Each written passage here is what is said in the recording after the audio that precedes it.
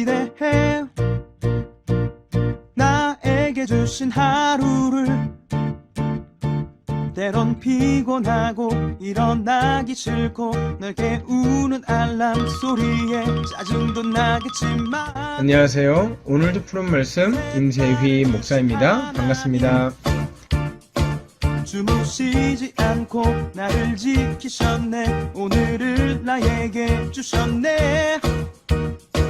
새 말씀 안에 주가 주신 사랑과 은혜와 능. 오늘 하나님께서 우리에게 주시는 말씀은 요한복음 4장 11절부터 14절까지 말씀입니다. 여자가 이르되 주여 물기를 그릇도 없고 이 우물은 깊은데 당신이 어디서 그 생수를 얻겠사옵나이까? 우리 조상 야곱이 이 우물을 우리에게 주셨고 또 여기서 자기와 자기 아들들과 짐승이 다 마셨는데 당신이 야곱보다 더 크니이까? 예수께서 대답하여 이르시되 이 물을 마시는 자마다 다시 목마르려니와 내가 주는 물을 마시는 자는 영원히 목마르지 아니하리니 내가 주는 물은 그 속에서 영생하도록 솟아나는 샘물이 되리라. 아멘. 오늘 우리가 살펴본 요한복음 4장 말씀은 사마리아에 있는 우물가의 여인과 대화한 장면을 기록하고 있습니다. 우리가 시간 관계상 읽지는 않았지만 3절 4절 보시면 이렇게 말하고 있습니다. 유대를 떠나사 다시 갈릴리로 가실새 사마리아를 통과하여야 하겠는지라. 여러분, 이것이 굉장히 중요한 표현이거든요. 사마리아를 통과하여야 하겠는지라. 여러분, 이 당시 유대인들은 사마리아를 쳐다도 보지 않았습니다. 여러분, 우리나라도 그런 표현이 있지 않습니까? 원수가 있는 곳에 그 방향으로는 소변도 안 본다. 뭐 이런 말이 있잖아요. 이 당시 유대인들이 사마리아를 바라볼 때 느끼는 감정이 딱 그거였어요. 왜냐면은 이 사마리아 사람들이 어떤 사람들이냐면 아수르라는 나라가 이스라엘을 침공했을 때 이 혼혈 정책을 쓰거든요. 결혼을 시켜요. 아수르에 있는 사람들하고 이스라엘 그 백성들하고 이제 혼혈 정책 같이 결혼을 시켜가지고 이 혼혈아를 낳는, 그래서 친아수르인들이 되도록 이 유대인들의 정신을 궤도시킨단 말이죠. 그 혼혈 정책에 가담했던 사람들이 이 사마리아인이에요. 그러니까 이 유대인들이 보았을 때는 아니 우리는 본디 아브라함의 자손들이고 믿음의 자손들인데 어떻게 이 믿음을 저버리고 이방 사람들하고 혼인을 해서 피가 섞인 자식들을 낳을 수가 있냐. 개만도 못한 인간들이다 하면서 사마리아 사람들을 완전히 무시하고 개취급을 해버려요. 실제로 유대인들의 목적지가 사마리아를 거쳐야 되는, 사마리아를 지나갈 수밖에 없는 지역임에도 불구하고 그 땅을 밟기가 싫어서 맨날 며칠을 더 걸려서 더 비용을 지불해서라도 그 땅을 돌아갔었다는 거죠. 그러니까 이 유대인들의 입장에서 예수께서 사마리아를 통과해야겠다, 사마리아를 가야겠다 하는 말이 굉장히 불편하게 들리는 거예요.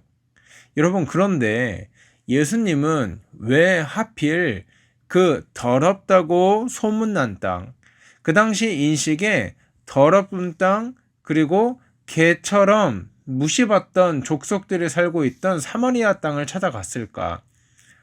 바로 그것은 오늘 한 여인을 만나기 위해서입니다. 여러분, 이 여인은 우물에 물을 길르러 왔다가 예수님을 만나게 됩니다. 그런데 이 여인이 우물에 물을 뜨러 온 시간이 언젠가 봤더니요, 6절에 6시쯤 되었다고 말하고 있거든요. 여러분, 이거를 잘 해석을 해야 되는 게, 이 신약에서 6시쯤 되었다는 거는 12시쯤 되었다는 걸 얘기해요.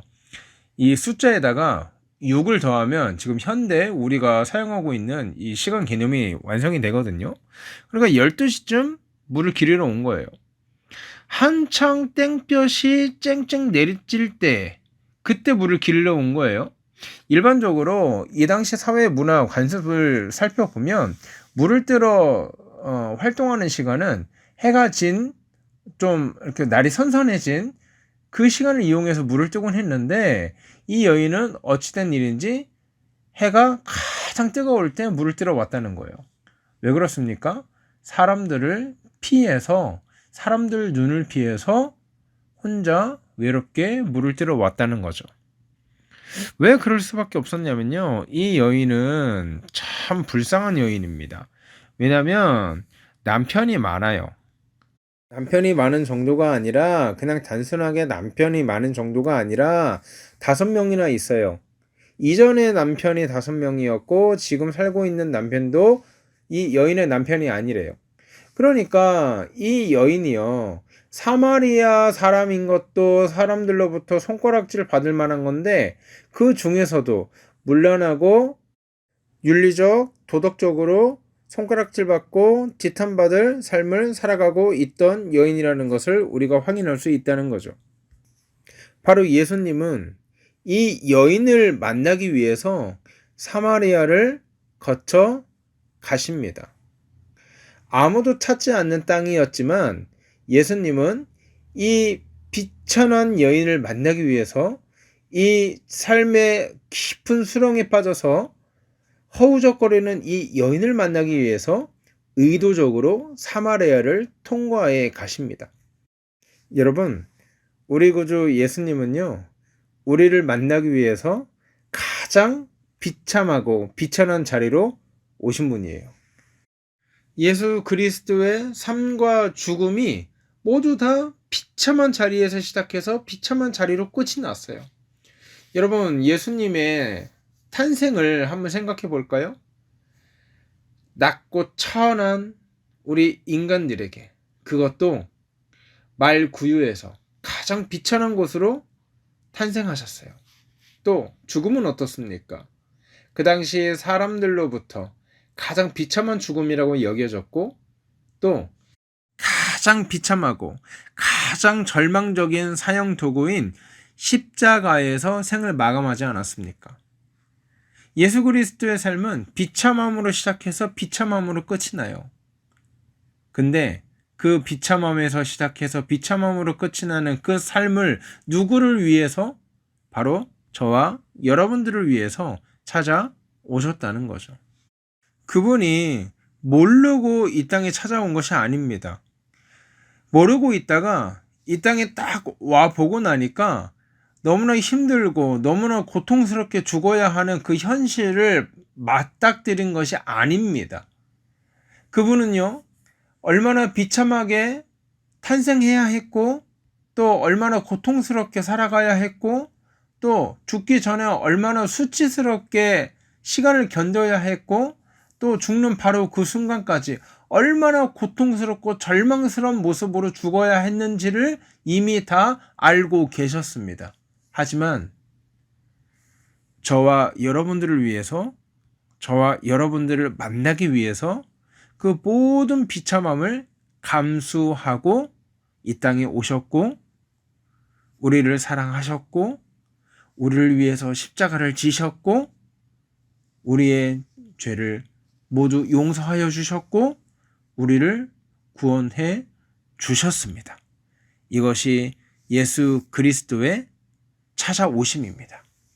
사랑하는 여러분, 우리가 그 어떤 공로가 있기 때문에, 우리가 조금이라도 착하기 때문에 주님께서 찾아오신 것이 결단코 아닙니다. 선한 것이라고는 하나도 찾아볼 수 없고, 하나님을 사랑하지 않고 하나님을 사랑할 의지조차 없는 저와 여러분들을 위해서, 죄와 허물뿐인 우리들을 위해서 예수 그리스도께서 찾아오신 것입니다. 사랑하는 여러분, 이제 말씀을 마칩니다. 우리는 하나님을 먼저 찾으려고 해도 찾을 수도 없는 존재들입니다. 왜냐하면 아담의 범죄 이후에 하나님과의 관계가 단절되었고, 하나님을 찾을 영적인 안목도 닫혀졌을 뿐더러 하나님을 찾아야 된다는 인식조차 없기 때문입니다. 그렇기 때문에 예수 그리스도께서 우리에게 먼저 오신 것입니다. 우리가 먼저 하나님께 손을 내미는 것이 아니라 하나님께서 독생자 아들 예수 그리스도를 통해서 우리에게 손을 내밀어 주신 것입니다. 여러분, 이것이 구원입니다. 우리는 그저 그 손을 잡기만 하면 되는 것입니다. 사랑하는 여러분, 오늘 예수 그리스도께서 여러분들을 향해서 다시 한번 뻗는 이 구원의 손길 꼭 잡고 또 하루 살아가는 여러분 되길 바랍니다. 또 한번 꼭 잡고 믿음 생활 승리하며 살아가는 여러분 되길 바랍니다. 이 시간 기도하실 때 하나님께서 나에게 먼저 내밀어 주신 구원의 손길, 먼저 내밀어 주신 만남의 손길, 하나님 내가 이 손 꼭 붙잡고 놓지 않고 오늘 하루 승리할 수 있도록 하나님 역사하여 주시옵소서. 이렇게 기도하고요, 오늘 하루 힘차게 살아가는 저와 여러분 되기를 주의 이름으로 소원합니다. 함께 기도하겠습니다.